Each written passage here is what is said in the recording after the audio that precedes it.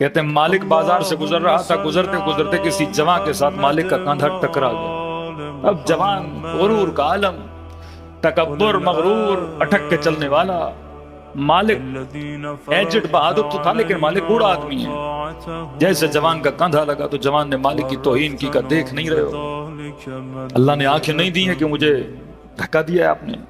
تو جناب مالک نے کہا میں نے نہیں دیا، آپ ٹکرائے ہیں۔ کہا پھر آپ بحث بازی کر رہے ہیں؟ اس نے اپنے دونوں ہاتھوں سے جناب مالک کو دھکا دے کے پیچھے کیا۔ پیچھے جو مالک کے 7 لوگ تھے وہ آ رہے تھے، دور سے انہوں نے یہ منظر دیکھ لیا کہ کوئی جوان ہے جس نے جناب مالک کو دھکا دیا، اور یہ سپہ سالار لشکر امیر المومنین ہے۔ چاہتے اسی وقت اس کو کان سے پکڑتے اور زندان میں ڈال دیتے، کچھ بھی نہیں کہا جناب مالک نے۔ کہتے سیدھا آگے بڑھے اور اپنے دوست کو کہا کہ میں نے مسجد جانا ہے۔ کہتے جناب مالک مسجد کی طرف روانہ ہو گئے۔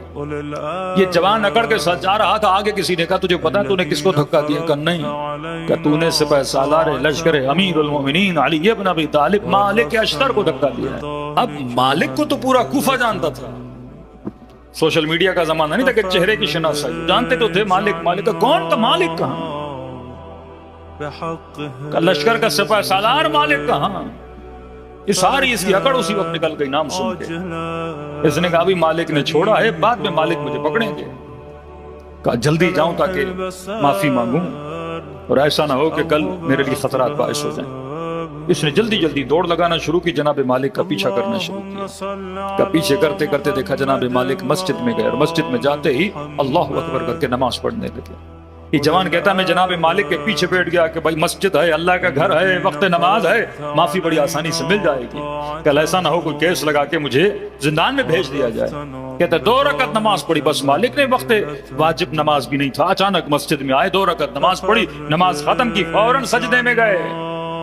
کہ اب میں اور قریب آیا کہ سجدے سے سر اٹھائے تو مالک سے معافی مانگوں۔ کہ سجدے میں جیسے گئے جناب مالک نے یہ لفظ استعمال کی کہ پروردگارا میں نے 2 رکعت نماز پڑھی ہے، نماز حاجت، تاکہ میں اپنے غصے پہ ہمیشہ کیا کر سکوں؟ غلبہ پا سکوں۔ پروردگارا آج جس جوان نے میری توہین کی، میں مالک اس کے گناہ کو معاف کرتا ہوں، تو مالک کے گناہوں کو معاف کر دے۔ جوان کہتا میں پریشان ہوں، اسی نیت سے جناب مالک نے سر اٹھایا، اس نے معافی مانگی۔